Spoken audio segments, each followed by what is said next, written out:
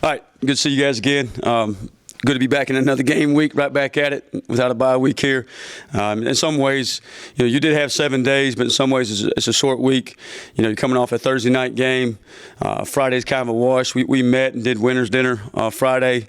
Saturday was our NCAA day off of the week, and then practice yesterday afternoon, practice again this morning. So we're right back into game mode. Today was a Wednesday type practice for us, situational football, third down football. Then tomorrow will be more of a Thursday, clean it up, focus Thursday type practice.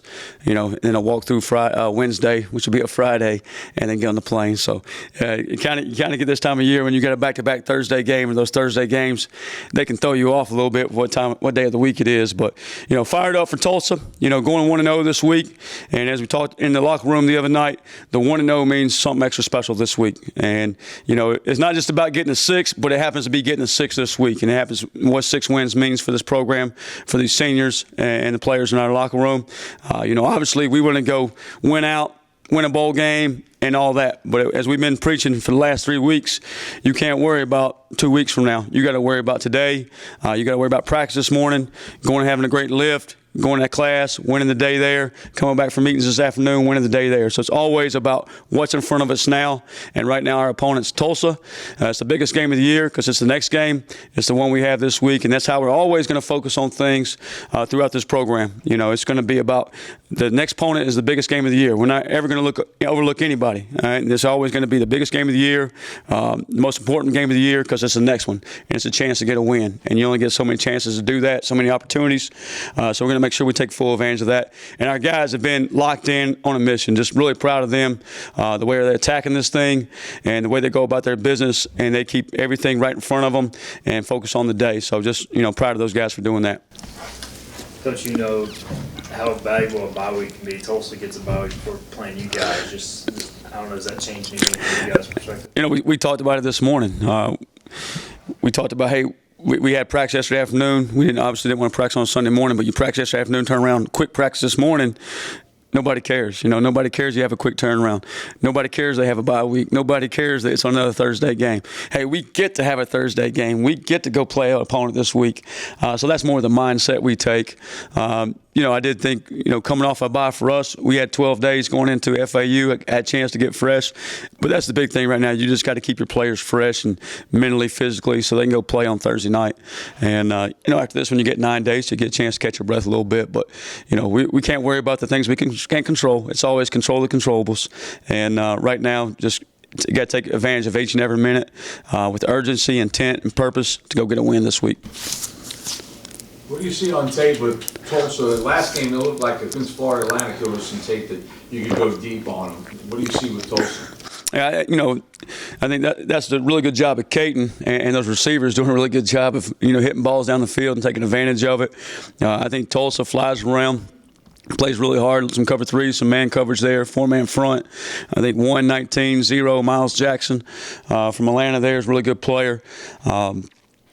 And they're going to play hard, and we got to make sure that it's more about us, and that's what we talk about. I couldn't tell you, who's calling the plays this week. Is it Coach Spur? Is the head coach? Who's going to play quarterback? What exactly they're going to do on defense with a bye week? Are they going to tweak it a little bit? But we tell our players, yeah, we respect the heck of our opponent. They're a good football team. But it's more about us and how we go about our business and approaching each and every day. So that's kind of been our main focus.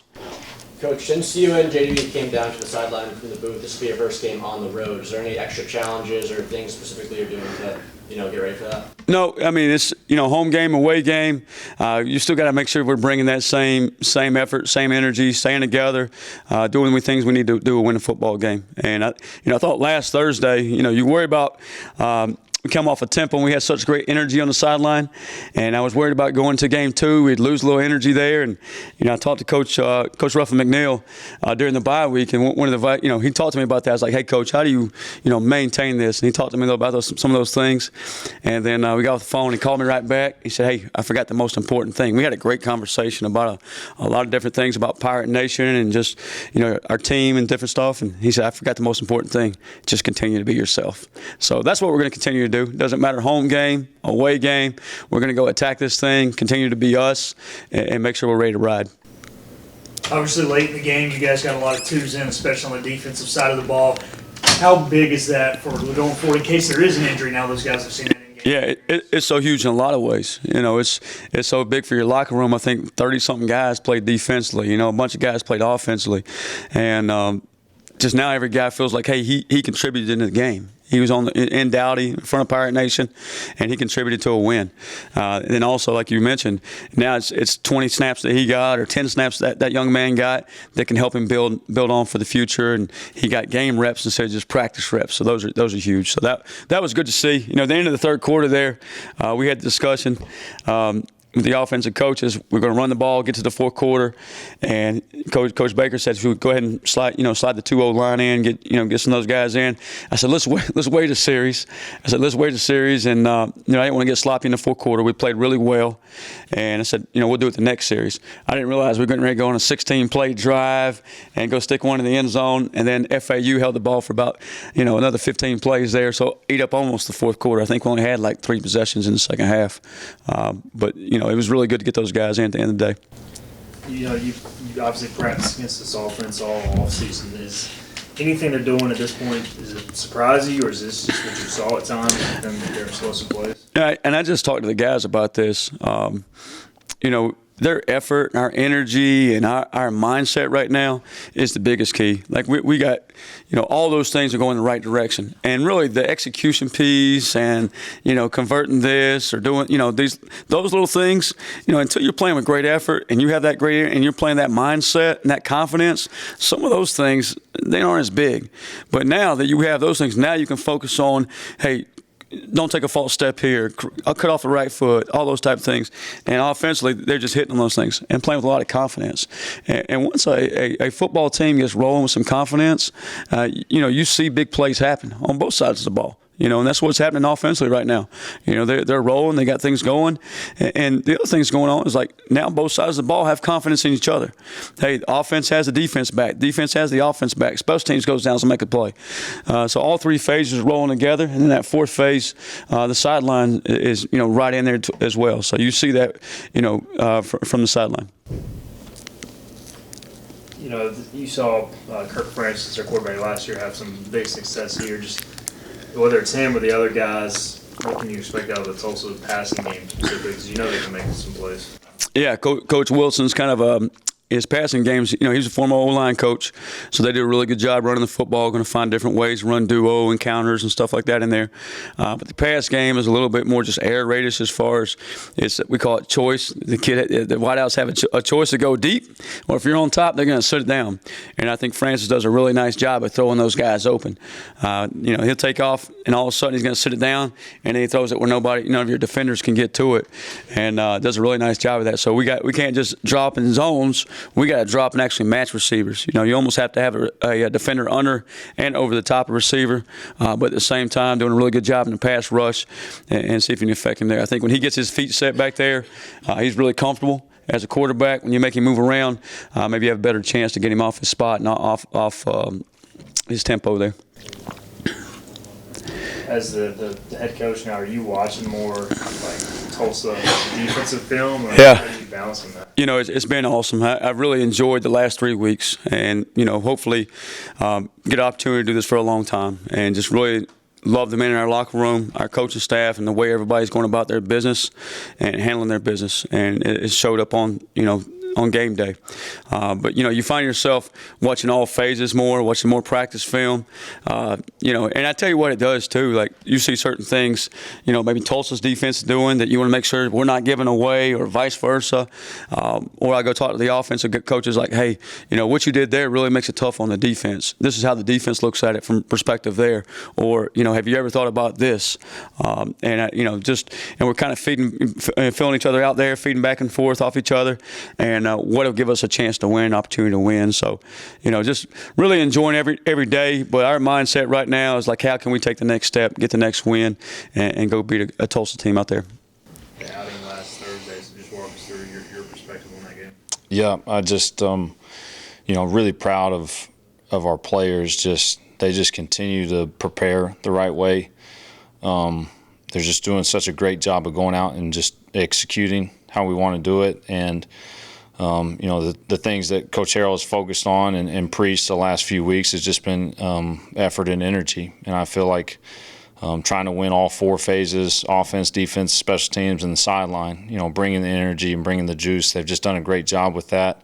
And obviously, trying to put our players in spots to make plays, and our guys are they're making plays right now. And it's just really, really cool to watch. And I couldn't be happier for our players. They've worked since we got here, and they're finally getting to kind of, take advantage and see this thing come to fruition. Just watching, it seems like Caden has such a good feel for, the RPO game, making decisions off that. Just how have you seen him grow since, day one of spring in that aspect now? Yeah, it's, we put so much on them as far as just decision making every play, not just in the RPO game, but just, every play they're having to make about 3 or 4 decisions really quickly, and that's just him.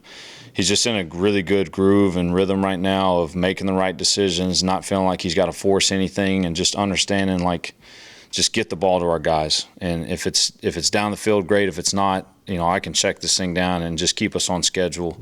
And he's grown from the very beginning, like you said, and it's just, that's the thing. It's not just in the RPO game, it's everything. He's just making great decisions with everything he's doing.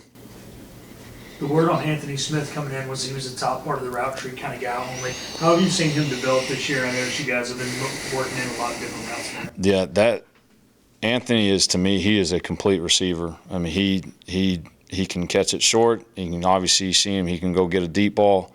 But even more so, Anthony will get in there and mix it up. He'll go in there and block. He'll go crack a linebacker, a safety. He's just a complete player, and he's a selfless player. He's not one of those guys that, I need the ball, I need this. No, he does his job, and he's always got a dead-gum smile on his face. I told him before the game on Thursday night, I said, you want to know why I'm so confident? Is because I watched 17 jog out there. That's why I'm confident that we're going to go score. He's one of my favorite players on our team.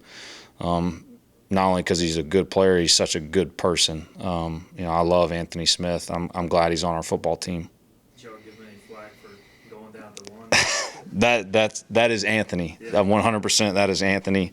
I told him in the offensive unit meeting on Friday, I said that just embodies who we are, being selfless. The running backs hadn't gotten in the end zone yet, and so I thought that was really cool by him to take it down to the half-yard line and let us get a running back a touchdown. But no, I told him next time, let's probably just stay up so we don't have to run another play down the red zone. Going back to Caden, do you see anything different in his preparation the past couple of weeks when he's been so successful? No, and that's why he's having success, is because when he was the backup, he prepared the same way, and he's prepared the same way the entire season, and that's why he's having success, is because he didn't have to, I'm the starter now, I need to do this differently or that differently. He was able to learn from the mistakes of Jake, and learn from the good things that he did as well, and that's where I think we've gotten or had the ability to kind of skip over some growing pains that Caden may have had playing early on. He got to sit there and watch, and there's, it's just like anybody. It's just like a quarterback going to the NFL. Sometimes those guys benefit from sitting for a little bit, and I think Caden has benefited from that a bit, but he's also earned the right to play this well because of how he's prepared, not just the last 3 or 4 weeks, but all season. Coach, a lot of guys are clicking right on the offense, especially the last 2 games. When everything is going so well, is there another phase that can be unlocked in the offense, or is it more just trying to maintain and keep what's going on? No, I mean, just we got to just keep doing what we're doing, and like I told the guys, there's a lot of what we call rat poison out there right now, and there's a lot of people out there saying how good we are and this and that. And, just trying to remind the guys, where was all this 3 or 4 weeks ago? Don't forget how hard you've worked to get to this point, and don't get satisfied, because, we said it from January, we're in a race against ourselves. Nobody else. We're in a race against ourselves, see how good we can get, and we're still running that race. And that's where I'm probably I'm most proud of our players, because they've stayed process-driven. And they didn't get caught up in the results of what happened early on in the season. And trust me, nobody wanted to roll the ball out there and go score 40 points more than me. But when things didn't go our way, kind of middle of the season, our guys could have dropped their head and thought that this or that. They just kept working, and they stayed true to the process, kept working their tails off. And like I said earlier, now they're starting to get to kind of see the bearing of that fruit. Coach, the sequence right before the end of the first half, Blake calls a timeout, gets the ball back to your offense. Like, what message does that send to your guys they believe you can go score again? Just ultimate trust. Obviously, that's a huge deal. When they see that, they're licking their chops because they know they get another chance to go try and score. And there's also just been an emphasis put on, those kind of middle eight that everybody talks about and how important it is, and it is. And that's one area, the last two games have played out the way they have because of, our success in those 8 minutes right before the half and the start of the second half. But it just sends a message of confidence that we can, we got full faith in our players to go make plays, not put the ball in jeopardy, and a chance to go try and get another score on the board. So I know JC got the touchdown, but it looked like JD was pretty open too. There's been a lot of discussion about that. I'm gonna leave you up next time you guys talk to Caton about why he didn't throw it to Lampley. And trust me, it's been 4 days since then, and I still haven't heard the end of it from Lamp. So I told him he got a little too much depth. We always tell him width over depth on that, get wide. And so that's my cop out is you got too deep, man. He didn't like it, so he moved on. That's been a pretty successful package overall for you guys, just punching it in and just how Yeah. Really, really happy. It's such a weapon for us because there's multiple things we can do out of it, and really it's a pain, I think, for opposing defenses because they got to prepare for it. They spend all week getting ready for an 11 personnel tempo team, and all of a sudden you look up and they're in a jumbo package with 2 D linemen and a couple tight ends. Like that's an issue, and you got to spend time preparing for that. And so it's a huge weapon, and I'm thankful we got some really good personnel to run it because you're right, we have been very successful with it. Hopefully it continues. And what do you see on Tulsa on film? They're a streaky team, but they're one that scares you because if you watch that UTSA team or that UTSA game, the first thing that you'll realize is these dudes aren't going to quit, and they've got a really, really good coaching staff. Know several of those guys on that staff, and so I know this: they're going to be ready to play. And obviously they're coming off a bye week, so they've had plenty of time to prepare for us, and none of that matters. In the grand scheme of things, it's about us taking care of us and doing our jobs. But I think they're really physical. I mean, if you look at just their run stats across the board, they do a really good job stopping the run game, which I think has led to some of the passing yards they've given up. But for us, we want to be balanced, so we want to run the ball. But they make it hard on you. They do a really good job. Their front sevens, they're big, physical. They will come downhill. So we got to be ready to play because it's going to be fight, and they're going to be ready to play because last time they went out, it didn't go how they wanted, and so they got a bad taste in their mouth. And so we're going to be in for it on Thursday. We got to go execute and play at a high level to win.